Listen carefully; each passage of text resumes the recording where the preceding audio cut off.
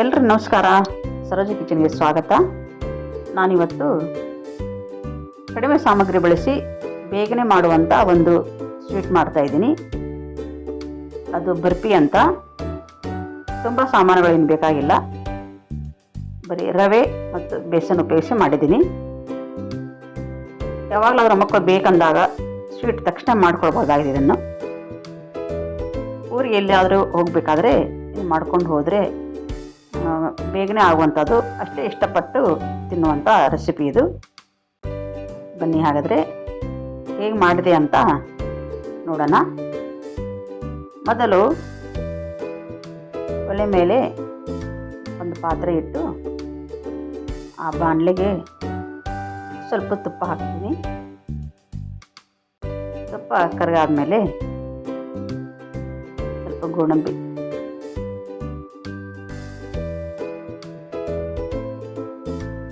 ಸ್ವಲ್ಪ ಬಾಡಿಸ್ಕೊಂಡು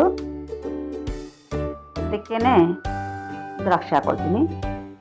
ನಿಮಗೆ ಯಾವುದು ಡ್ರೈ ಫ್ರೂಟ್ಸ್ ಇಷ್ಟನೋ ಅವನ್ನೆಲ್ಲ ಹಾಕ್ಕೋಬೋದು. ನಾನು ಇವೆರಡನ್ನೇ ಯೂಸ್ ಮಾಡಿದ್ದೀನಿ.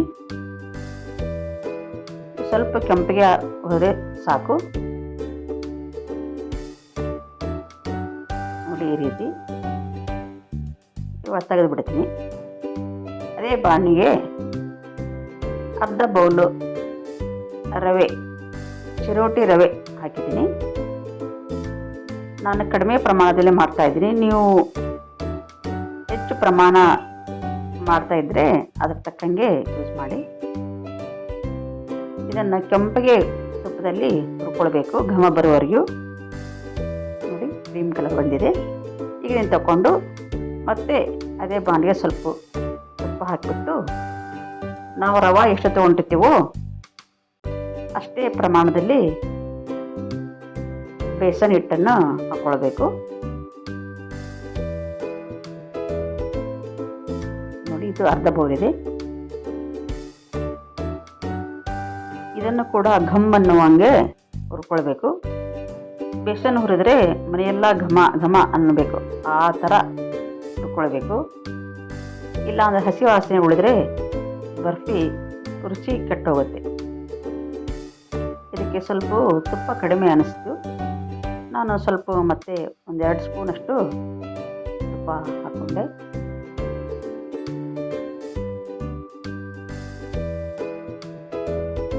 ಮತ್ತೆ ಹುರ್ಕೊಳ್ತೀನಿ.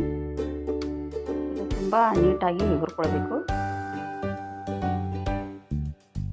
ಆ್ಯಕ್ಚುಲಿ ತುಪ್ಪದಲ್ಲಿ ಬೇಸನ್ ಹಿಟ್ಟು ಕುದಿಬೇಕು, ಅಂದರೆ ಅದರ ಹಸಿ ವಾಸನೆ ಹೋಗಿ ಘಮ ಘಮ ಅನ್ನೋ ಆರೋಮ ಬರುತ್ತೆ. ಹುರಿತಾ ಅದು ಕೈಯಲ್ಲಿ ನಮಗೆ ಹಗುರವಾಗಿ ಬರುತ್ತೆ. ಆವಾಗ ಪರ್ಫೆಕ್ಟಾಗಿ ಹುರಿತಿದೆ ಅಂತ ಅರ್ಥ. ನೋಡಿ, ಈ ರೀತಿ ಆಗಬೇಕು. ಕೊನೆಗೆ ಇಷ್ಟಾದರೆ ಸಾಕು. ಇವಾಗ ಇದನ್ನು ತೆಗೆದುಬಿಟ್ಟು ಅದಕ್ಕೆ ಒಂದು ಬೌಲ್ ನೀರು ಹಾಕಿ ಅದಕ್ಕೆ ಒಂದು ಅರ್ಧ ಬೌಲ್ ಬೆಲ್ಲ ಹಾಕಿದೆ. ಅದು ಕರಗಿ ಸ್ವಲ್ಪ ಎಳೆ ಪಾಕ ಬರಬೇಕು.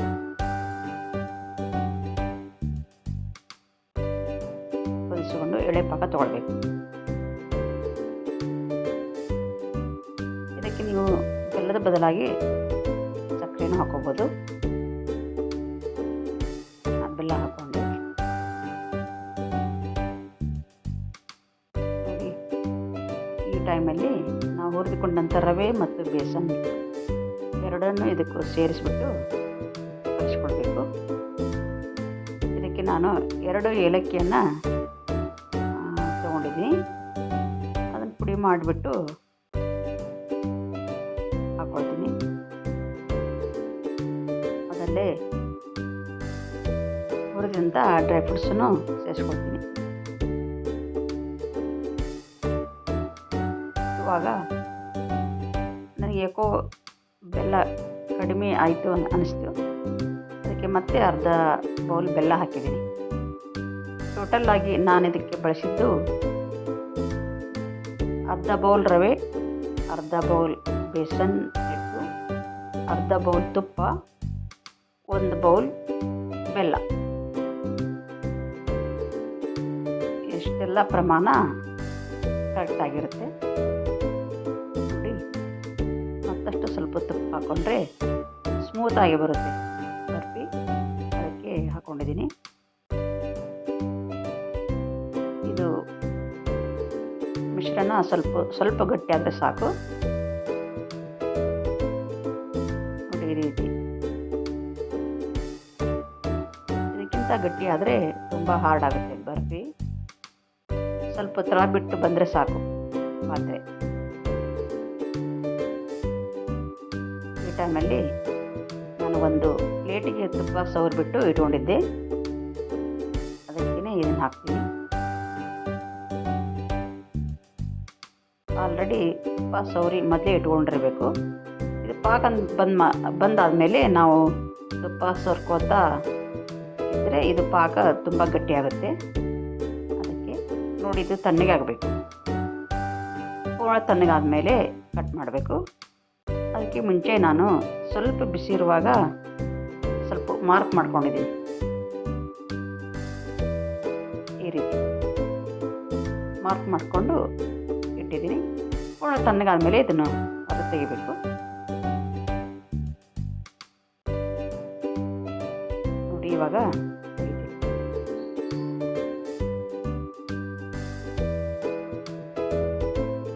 ನೀವು ಕೂಡ ಈ ರೀತಿ ಮಾಡ್ಕೊಳ್ಳಿ. ಅರ್ಜೆಂಟಾಗಿ ಮಾಡಬೇಕಾದ್ರೆ ಇದು ತುಂಬ 10 ನಿಮಿಷ ಅಥವಾ ಒಂದು 20 ನಿಮಿಷ ಆದರೆ ಸಾಕು, ರೆಡಿ ಆಗುತ್ತೆ. ಮಕ್ಕಳು ಏನಾದರೂ ಸ್ವೀಟ್ ಬೇಕಂದಾಗ ದಿಢೀರನೇ ಮಾಡಿಕೊಡ್ಬೋದು. ಅಷ್ಟೇ ರುಚಿಯಾಗಿಯೂ ಇರುತ್ತೆ. ಬೇಸನ್ನು ಮತ್ತು ರವೆ ತುಪ್ಪದಲ್ಲಿ ಹುರಿದ್ರಿಂದ ಅದರ ಘಮನೇ ಬೇರೆ ನೋಡಿ. ಪೀಸುಗಳು ತುಂಬ ಬೇಗ ಹಗುರವಾಗಿವೆ. ಈ ವಿಡಿಯೋ ನಿಮಗೆ ಇಷ್ಟ ಆಗಿದೆ ಅಂದ್ಕೊಂಡಿದ್ದೀನಿ. ನೀವು ಒಮ್ಮೆ ಮಾಡಿ ನೋಡಿ ಹೇಗಾಗಿದೆ ಅಂತ ನನಗೆ ತಿಳಿಸಿ. ಇಷ್ಟ ಆಗಿದ್ದರೆ ಲೈಕ್ ಮಾಡಿರಿ, ಶೇರ್ ಮಾಡಿ ಮತ್ತು ನಿಮ್ಮ ಫ್ರೆಂಡ್ಸಿಗೆ ನನ್ನ ವಿಡಿಯೋವನ್ನು ಹಾಕಿ ಏನಾಯಿತು ಅಂತ ಕಮೆಂಟು ಹೇಳಿ. ಪ್ಲೀಸ್ ಸಬ್ಸ್ಕ್ರೈಬ್ ಮಾಡಿ. Thank you.